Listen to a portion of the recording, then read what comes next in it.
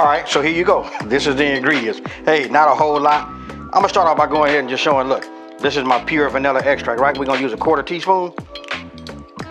Now, because it doesn't have so many, ingredients, right? I decided not to even put this in a bowl. Hey, sometimes it's just more of a, you know what I mean? Something like this. This is just like super simple. So we're just gonna put a 1/4 teaspoon of baking vanilla. Then we got that, that powdered sugar, right?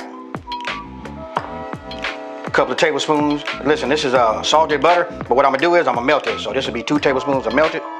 And then right here, you want to get yourself a fresh pack, of Oreo cookies, right? These are just the regular ones. Here I got 2, 4, 6, 8, 10, 12, 14, 16. I got 18. We're gonna use 18 of these. We're gonna make that crust, right?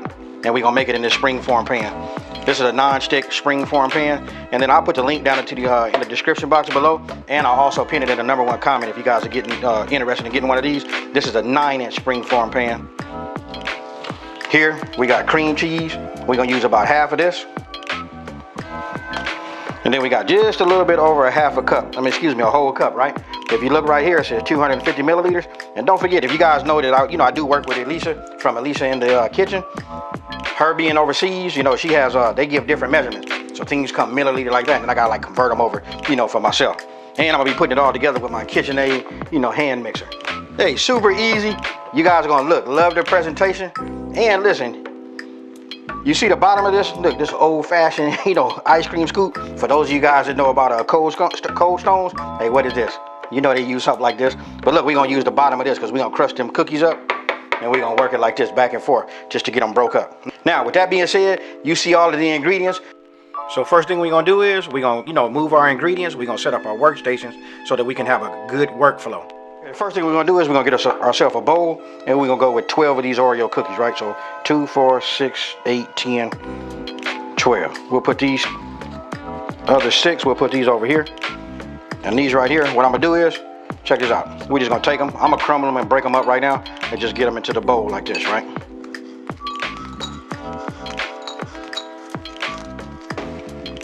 Now I'm gonna go ahead and get the back end of this ice cream scoop. So anything you guys have that has some kind of blunt, round edge on the back, and what you wanna do is, you just wanna take it and you wanna just start getting it to break. Now look, this is what you wanna get them down to, like little small pieces like this. And because it has that stuffing, you're gonna get some that clump up together, right? But no worries. Once we got them all broke up, as best as we can, now what we wanna do is go ahead and melt our butter.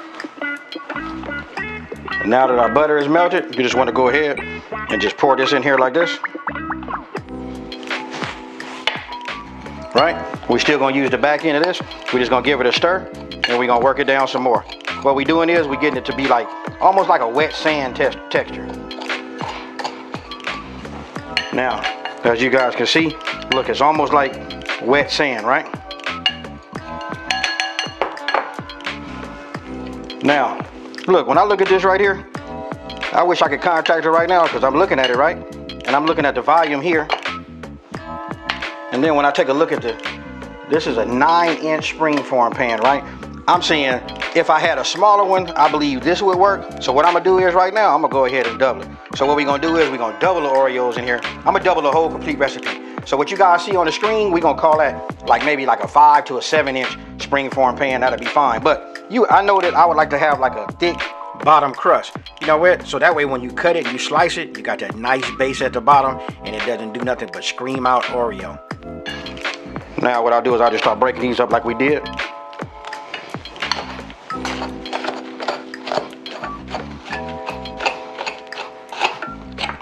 Now that I doubled the volume, this looks a lot better. I can see this right here coating it on the bottom. So listen, don't forget, when you see the recipe, that's for a 5-inch. I'll put everything down in there and that'll be all correct. So all you gotta know is, since I'm using a 9-inch springform pan, and I wanna have some type of, thickness to my bottom crust, right? So I just doubled the recipe. That's it. So once you got them all broke up, we gotta get them like that again. It looked like dry sand right now, right? So I'm gonna go ahead, here go another 2 tablespoons. We'll just pour this in here. Just use this just to mix it up a little bit. You can see it. And then this is why I say it starts to look like wet sand. But once you keep grinding it in here, You know what I mean? And you still, you know, grinding it into smaller pieces until it becomes more like a crumb, or again, like I say, like a sand. And then it'll be ready. I like this right here. It looked like it's got a lot of clumps to it, but it kind of like just, you know, forms it. You know, they stick to each other. You know what I mean? They form their own. But listen, we're going to put it inside the spring form right now. Then we're going to mash it down, pat it down, and we're going to use the spatula.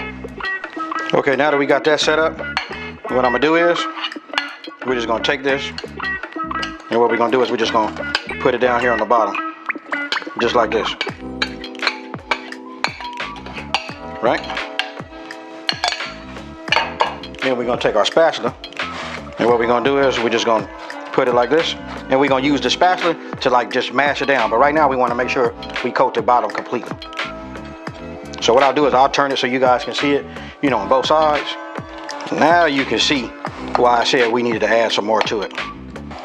And again, when I tell you guys about having the right tool for the job, this is perfect. You know, with this flexible end right here, I can get right next to the corners, and I can just mash it down. Everything stays nice and neat.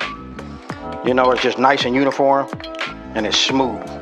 And that melted butter, along with the Oreo stuffing, holds this together nice. Now, let me bring it up here so you guys can see. And that's what you guys should have right there.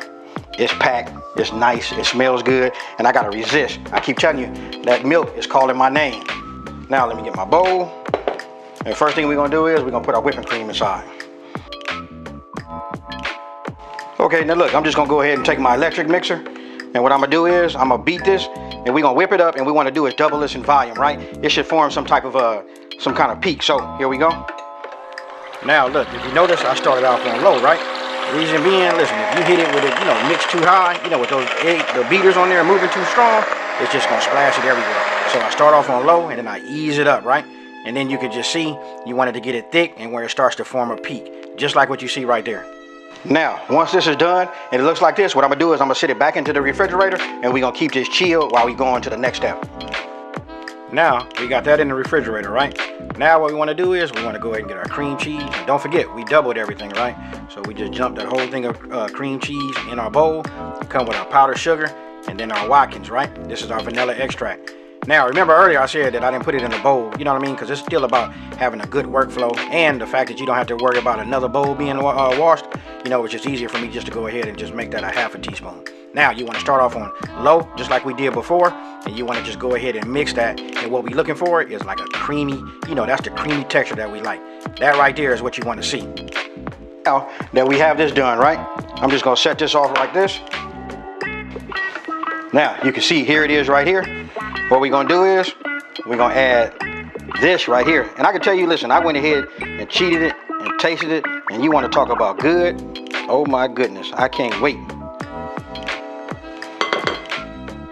Now, once you got everything poured into the, you know, our bowl, what you want to do is get your mixer again, and then you just want to start off on slow. And what you want to do is you want to mix it thoroughly, and then, you know, halfway through it, you want to go ahead and scrape the edges with your spatula and scrape the bottom, because you want to get an even, you know, mix, right?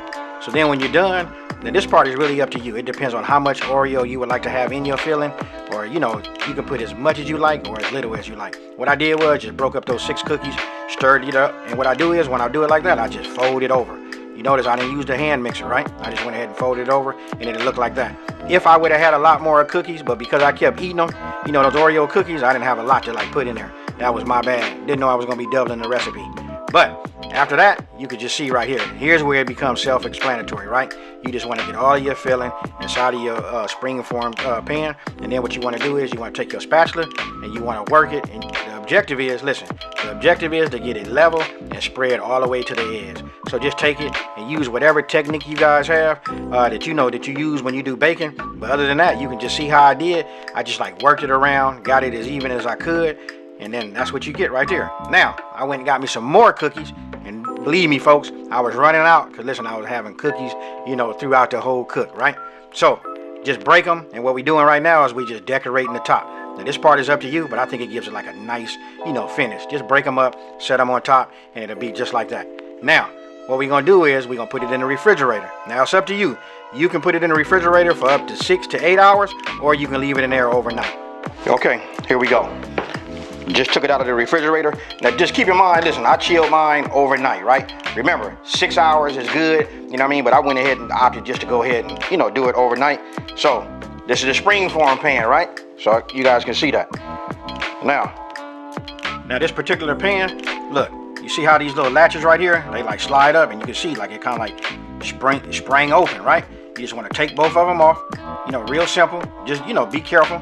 Once you got it off, then you just want to work with it. You know what I mean? You want to make sure that, you know, when you're taking separating the halves, that nothing really like stuck, right? But that's a non-stick pan too. And there you have it. Look, nice. Not even that much stuck to the sides. Look, just make, you know, handle it with care, and that's what you come